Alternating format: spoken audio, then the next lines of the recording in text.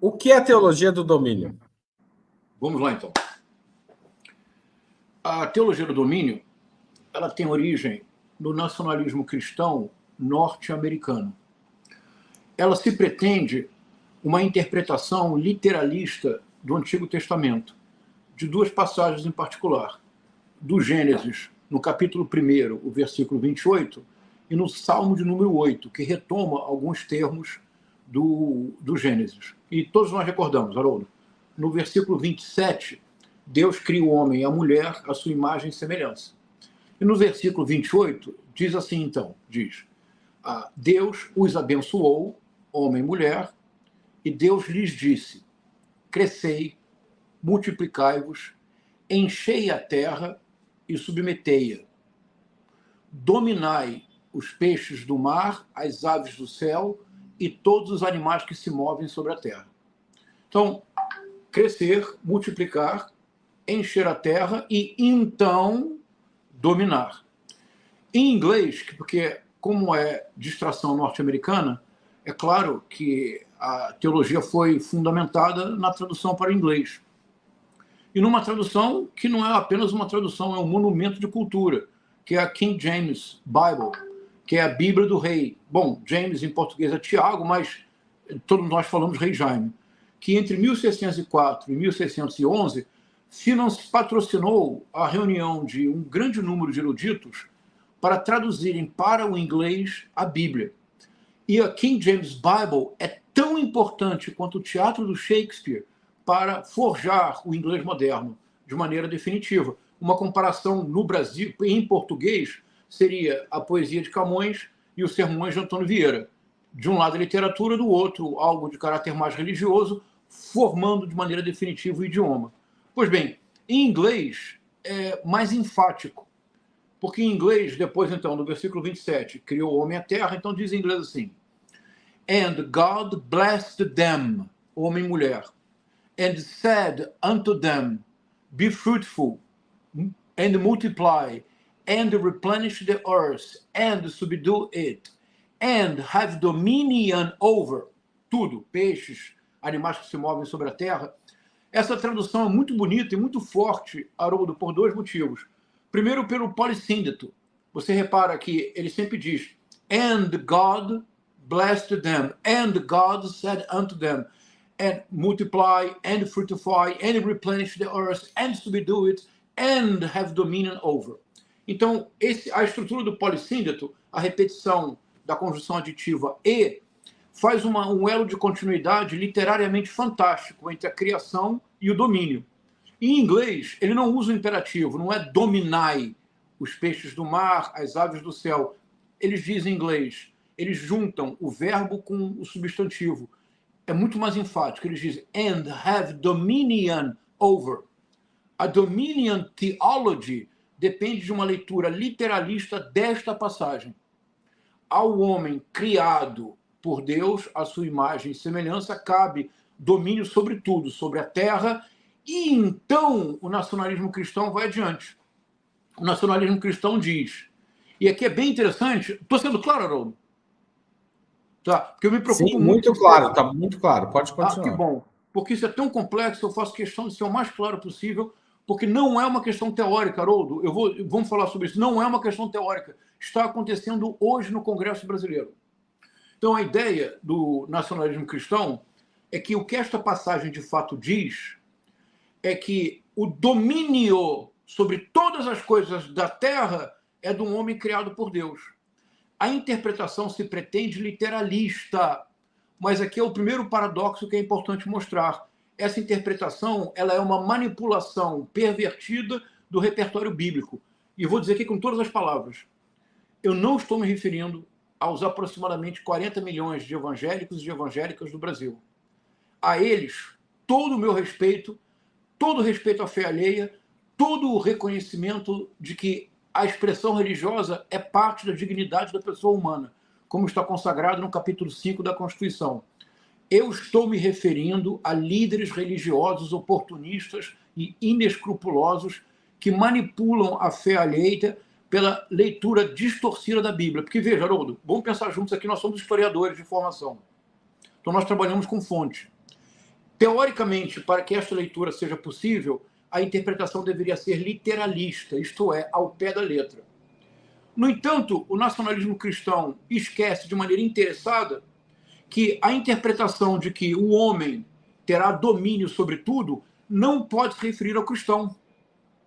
Porque nós estamos no Antigo Testamento, Haroldo. No corpo do Antigo Testamento, o conceito de cristão não faz sentido. Ele não apenas é anacrônico, ele não faz sentido. Porque na religião judaica, e, mais uma vez, de maneira legítima para o judaísmo, o Jesus Cristo não é o Messias. Não foi o Messias. Para o judaísmo, o Messias ainda não chegou. Por isso, se nós estamos no ano 2024, eles estão no ano, hoje, 5.784. Se eu não me equivoco. Verifica, Haroldo, por favor. Porque se eu estiver equivocado, corrigimos.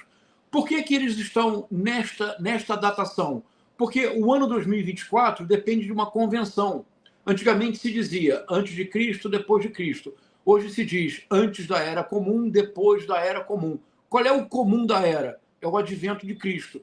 Se você não considera que Cristo é Messias, você não pode estar em 2024. Você está em 5.784. Portanto, a essência do nacionalismo cristão, e é preciso dizer com coragem cívica, a essência do nacionalismo cristão é uma fraude hermenêutica. É ler. Deus criou o homem e mulher, a sua imagem e semelhança os criou. E Deus os abençoou. E Deus lhes disse. Não pode ser para o cristão. No corpo do Antigo Testamento, isso só pode ser para o povo eleito. Só pode ser para o judeu. Não faz muito sentido essa leitura, mas... Ou seja, tem uma apropriação. Desculpa te interromper. Claro, por favor. O ano é 5.784 mesmo. Eu acho, né? Fiz uma pesquisa rápida, se alguém puder corrigir. Júlio César Beraldi pergunta: o Destino Manifesto foi o início da teoria do domínio? Essa é uma pergunta muito boa. Há um livro, então já vou fazer uma indicação aqui, já eu economizo no final. Saiu no Brasil em 2022 este livro aqui. Olha que título impressionante. Jesus e John Wayne. John Wayne, explica que é John Wayne para os mais jovens, João. Porque... a gente vai envelhecendo, Haroldo, e acha que todos têm as nossas referências, não é? John Wayne foi um grande ator do cinema norte-americano, a própria imagem do macho alfa norte-americano, e fazia, sobretudo, filmes do chamado faroeste. E o faroeste é o que está na base do Destino Manifesto, a ideia de que era um destino manifesto dos Estados Unidos avançar e sempre conquistar novas fronteiras. E é um historiador muito importante, o Frederick Turner, que é o teórico dessa ideia de que o destino manifesto norte-americano é sempre expandir as suas fronteiras. Quando já não tiver fronteiras nos Estados Unidos, problema nenhum. Expande para o México, expande para a América Latina. Então, o livro Jesus e John Wayne, o subtítulo explica muito como o evangelho foi cooptado por movimentos culturais e políticos. É uma historiadora que é cristã, que é a Christine Kobes de Metz, e essa edição brasileira é muito enriquecida com um texto, um prefácio, que recomendo muito a leitura, de um teólogo brasileiro. São desses especialistas que conhecem 20 vezes mais do que eu o tema e se dedicam muito mais tempo, Haroldo, que é o Ronilson Pacheco, que tem um prefácio muito importante em que ele faz aproximações entre o movimento do nacionalismo cristão norte-americano com a realidade brasileira. É o que eu tento fazer também, com a ressalva que eu estou destacando o militarismo como uma herança da ditadura militar.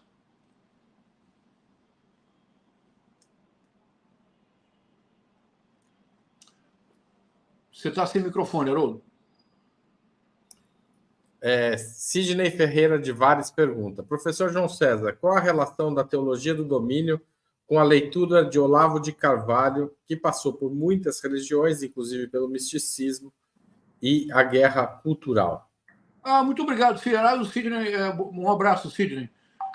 Excelente pergunta. Olha que interessante. Veja por que o Nicolas Ferreira é a figura de convergência mais perigosa que nós enfrentaremos. O Olavo de Carvalho, depois de ter passado, como disse o Sidney muito bem, por inúmeras experiências religiosas, das mais variadas, o Olavo de Carvalho tornou-se um católico ortodoxo que absolutamente desprezava os evangélicos. Então, a teologia do domínio não se relaciona com o Olavo de Carvalho nesse aspecto. É quase uma incompatibilidade. Mas o Olavo de Carvalho é o grande artífice da ideia de guerra cultural no Brasil. numa leitura bastante distorcida, semelhante à que a teologia do domínio faz do Gênesis, é a leitura que o Olavo de Carvalho fez de Gramsci, por exemplo. E num livro de 1994, que deu origem a uma trilogia muito poderosa do Olavo de Carvalho, que foi fundamental para formar um pensamento de direita no Brasil na década de 90, que é a nova era e a revolução cultural. A nova era é o New Age, o misticismo. A revolução cultural era Gramsci. E o Olavo de Carvalho principiou uma ideia de que a direita deveria ocupar todos os espaços possíveis. A teologia do domínio significa isto, a ocupação de espaços em 7 áreas programáticas. E a finalidade da ocupação do espaço é, não por meio de uma revolução, como diz o Gary North, mas que em algum momento a teocracia flua do coração das pessoas. Por isso, Haroldo, você mencionou muito bem a preocupação da extrema-direita com a educação que eles chamam de cristã e com homeschooling, com não deixar os seus filhos irem para a escola pública, irem para a escola privada, mas ficarem presos no ambiente familiar com um tipo de educação, que é uma educação que esta, sim, foi preconizada pelo Olavo de Carvalho. Não é sem razão que o subtítulo do livro do Nicolas Ferreira é Descubra como vencer a guerra cultural. E qual é por que o Nicolas Ferreira é essa figura tão complexa? Porque o Nicolas Ferreira é a junção quase impossível de nacionalismo cristão, teologia do domínio, militarização armamentista da sociedade e Olavo de Carvalho. O Nicolas Ferreira reuniu tudo, porque ele cita no livro 2 vezes o Olavo de Carvalho como mestre. Obrigado, Sidney, pela pergunta. Deise Bentin pergunta: esse é um projeto de disseminação do ódio? Ele deveria ser criminalizado? O bolsonarismo se confunde com esse projeto? Muito obrigado, Deise. Deise, eu vou aqui sugerir para a nossa reflexão que muito em breve o Jair Messias Bolsonaro será conhecido como o marido da Michelle. Isto é, que o bolsonarismo cada vez mais perderá autonomia enquanto movimento político de massas e o bolsonarismo, para sobreviver, terá de se associar de maneira deliberada ao nacionalismo cristão, a ele submetendo-se. A teologia do domínio implica, sim, de maneira muito curiosa, algo que é bastante chocante. Haroldo, eu vou aproveitar a pergunta da Deise, eu vou ler uma passagem do último capítulo do livro do Nicolas Ferreira, que é muito chocante. É muito chocante. Diz assim, Deise, é exatamente a sua pergunta, Deise. Conclusão. A igreja precisa parar de cair nas armadilhas de falsos evangelhos, sintetizados na seguinte frase: ame mais, julgue menos. Conforme exposto em capítulos anteriores, frases de efeito escondem perigos profundos. Deise, amar mais e julgar menos é Jesus Cristo. É amar ao próximo como a ti mesmo. Não julgueis e não serás julgado. Porque a ideia do julgamento é a ideia de apontar o dedo. Há uma etimologia para a palavra Satanás que é duvidosa, mas que é muito reveladora. Satanás é o acusador, Haroldo. É aquele que sempre aponta o dedo para os outros, dizendo está errado, é ímpio, é herege. Quem aponta o dedo para o outro estabelece-se como modelo absoluto.